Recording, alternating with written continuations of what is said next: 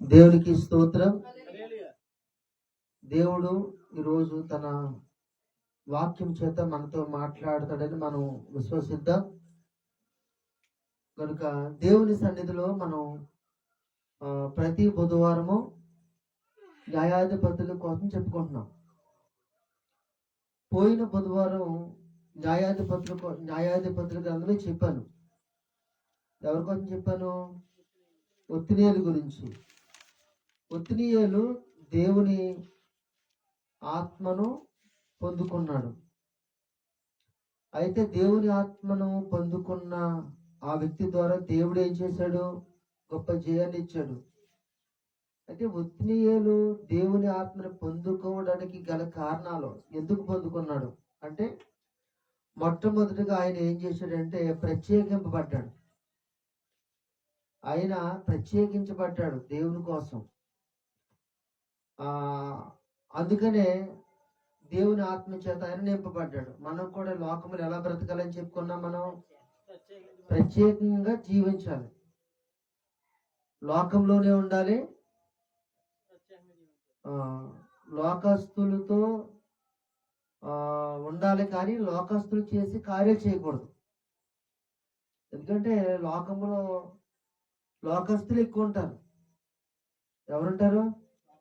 లోకస్తులు ఎక్కువ ఉంటారు. ఎందుకంటే రక్షణ పొందని వాళ్ళు ఎక్కువ ఉంటారు. కనుక వాళ్ళతో ఉంటా మనం కూడా తప్పదు. ఒకవేళ లోకస్తులు కాకుండా నేను అందరూ నీతిమంతులుగా ఉన్న వాళ్ళతోనే ఉంటాను, అమ్మది రాదు, దాని గొడవలే, నేను నీతిమంతులుగానే ఉన్న వాళ్ళతో ఉంటానంటే మనం ఏ అడవిలోనూ ఇల్లు కట్టుకోవాలి. అవునా కదా? ఒత్నియేలు తమ్ముడు, మనం న్యాయాధిపతుల గ్రంథాన్ని ధ్యానం చేద్దాం. 3వ అధ్యాయం 9వ వచనంలో ఒత్నియేలు గురించి ఉంది. అందుకనే మనం లోకంలో ఉండాలి, లోకస్తుల మధ్యలో మనం ఉంటున్నాం కనుక ఉన్నా కానీ వాళ్ళు చేసే పనులు మనం చేయకూడదు. అదే ప్రత్యేకత. ఎందుకంటే చేప సముద్రంలోనే ఉంటుంది. చేప ఏం చేస్తుంది? సముద్రంలోనే ఉంటుంది. కానీ సముద్రపు నీరు ఎలా ఉంటుంది? కానీ చేప ఒప్పుకుంటుందా? అది అలాగే వాడ సముద్రములో ఉంటుందా, సముద్రం పైన ఉంటుందా? చేప ఏమో సముద్రంలో ఉన్నా కానీ తన గొప్పదనాన్ని తన లోనకి రాకుండా జాగ్రత్త పడుతుంది అనుకుందాం. అలాగే లోకంలో జీవించిన మన దేవుని పిల్లలం గనక లోకస్తులు చేసే కార్యాలు మనం చేయకుండా, లోకస్తులు మాట్లాడే మాటలు మనం మాట్లాడకుండా మనం ప్రత్యేకంగా ఉండాలన్నమాట. అప్పుడు దేవుని ఆత్మను పొందుకుంటాం. వాడ సముద్రములో ఉంటుంది కానీ నీటి పైన ఉంటుంది, నీటి లోపల ఉండదు. అలాగే మనము లోకస్తులతో ఉన్నా కానీ వారితో కలిసిపోకుండా మనం ప్రత్యేకంగా ఉండాలి. అది అలా ఉన్న వారికి దేవుడు తన ఆత్మని అనుగ్రహిస్తాడని చెప్పుకున్నాం. రెండోది ఏంటంటే దేవుని ఆత్మని పొందుకోవడానికి కనిపెట్టాలి. ఏం చేయాలి చెప్పండి? ఇశ్రాయేలీలు 2వ అధ్యాయంలో, అపోస్తుల కార్యాల గ్రంథంలో 2వ అధ్యాయంలో ఇశ్రాయేలీలు మేడగదిలోకి ఎక్కి ఎన్ని రోజులు ప్రార్థన చేశారు? ఎంతమంది చేశారంటే 120 మంది ఒకే గదిలో ఉండి 10 రోజులు ప్రార్థన చేశారు. వాళ్ళు ఏం చేశారు? దేవుని ఆత్మ కోసం కనిపెట్టారు. ప్రభువా, మీ ఆత్మ చేత మమ్మల్ని నింపండి అని కనిపెట్టారు. అలాగే దేవుని ఆత్మ పొందుకునే ఆ వ్యక్తిలో మొదటి లక్షణం ప్రత్యేకింపబడి జీవించాలి. రెండో లక్షణం దేవుని ఆత్మ కోసం కనిపెట్టాలి. ఈ వారంలో వీళ్ళు ఎవరైనా ప్రభు మీ ఆత్మ చేత నన్ను నింపండి అని ప్రార్థన చేసిన వైనం ఉంటే సంతోషమే. అదే కనిపెట్టడం. మీ ఆత్మ చేత నన్ను నింపమని ప్రార్థన చేయడమే కనిపెట్టడం. ఈ వారంలో మీలో ఎవరైనా లోకస్తులు మాట్లాడే మాటలు మాట్లాడకుండా ఉండడానికి ప్రయత్నం చేస్తే సంతోషమే. అదే ప్రత్యేకంగా ఉండడం. లోకస్తులతో వాళ్ళు చేసే క్రియలు వాళ్ళు చేస్తున్న వాళ్ళు చూసి అలాంటివి చేయకుండా జాగ్రత్త పడే ఆనవాళ్ళు ఈ వారంలో ఉంటే సంతోషమే. ఖచ్చితంగా దేవుడు తన ఆత్మ చేత మిమ్మల్ని నింపుతాడు. మూడోది ఏంటంటే, ఎవరైతే ప్రత్యేకింపబడ్డారో ఆ వ్యక్తికి పని ఉండాలి. అదేనా మనం చెప్పుకున్నాం, గుర్తుందా మీకు? తమ్ముడు రాలేదు చూడండి. ఒకటే ప్రత్యేకింపబడాలి దేవుని పని కోసం. రెండు, దేవుని ఆత్మ కొరకు ఏం చేయాలి? ఎదురు చూడాలి, కనిపెట్టాలి, ప్రార్థన చేయాలి. మూడు, పని ఉండాలి. ఎందుకంటే కొడవలు ఉంది కానీ కొయ్యడానికి ఏం లేదు, చేను లేదు.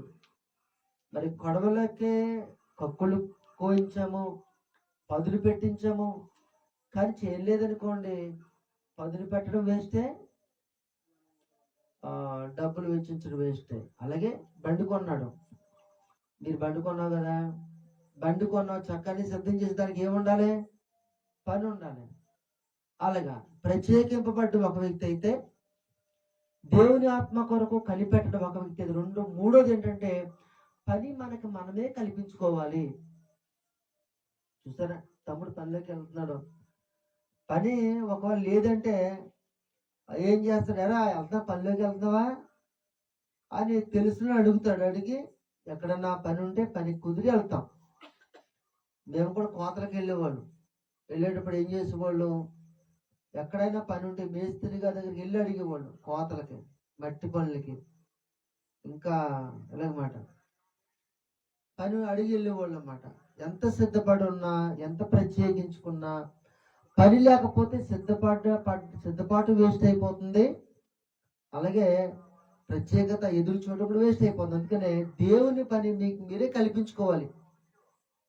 అర్థమైంది మీకు? అందుకనే దేవుని పని మీరేం చేయాలి? కల్పించుకోవాలి. ఎప్పుడైతే దేవుని పని వారికి కల్పించుకుంటారో వాళ్ళని దేవుడు తన ఆత్మచేత బలంగా నింపుతాడు. అంతే. ఒత్తిడియాలకి దేవుని పని కొరకు ప్రత్యేకింపబడిన ఆ వైనం ఉంది. ఒత్తిడియాలకి దేవుని ఆత్మ కొరకు కనిపెట్టిన వైనం ఉంది. ఎందుకంటే బైబిల్లో అపోస్తలుల కార్యాల గ్రంథంలో చూసాం, కనిపెట్టకపోతే దేవుని ఆత్మ పొందుకోలేడు. మూడోది ఏంటంటే ఒత్తిడియాలకి పని ఉంది. శత్రువు చేతుల్లో నుంచి ఇశ్రాయేలీని విడిపించే పని ఉందా లేదా? అది ఈ మూడు లక్షణాలు మనకి కలిగి ఉండాలని మనం పోయిన వారం మనం చెప్పుకున్నాం. అర్థమైంది మీకు? ఎందుకని మొదటి లక్షణం ఏంటి చెప్పాలి అందరూ? మొదటి లక్షణం ఏంటి? ప్రత్యేకింపబడాలి. రెండో లక్షణం ఏంటి అంటే దేవుని ఆత్మ పొందుకోవాలంటే. రెండో లక్షణం ఏంటి? దేవుని ఆత్మ కొరకు ఎదురు చూడాలి, ప్రార్థన చేయాలి. మూడో లక్షణం ఏంటి అంటే పని కల్పించుకోవాలి. పని ఏం చేయాలి? సరే, పని ఉంటేనే కదా, పని ఉంది కనుక భోజనం పెడతారు. అర్థమైందా? కొన్నిసార్లు కొన్ని గ్రామాల్లోకి పని చేస్తగలుగుతారు. వాళ్ళ భోజనం ఎందుకు పెడతారు? పని చేస్తాడు కనుక. ఒకరు భోజనం చేయకపోతే పని. అందుకనే నిజంగా దేవుని పని మీరు కల్పించుకున్నారనుకోండి, దేవుని పని చెయ్యాలంటే దేవుని ఆత్మ ఉండాలండి. దేవుడు తన ఆత్మని మీకు అనుగ్రహిస్తాడు.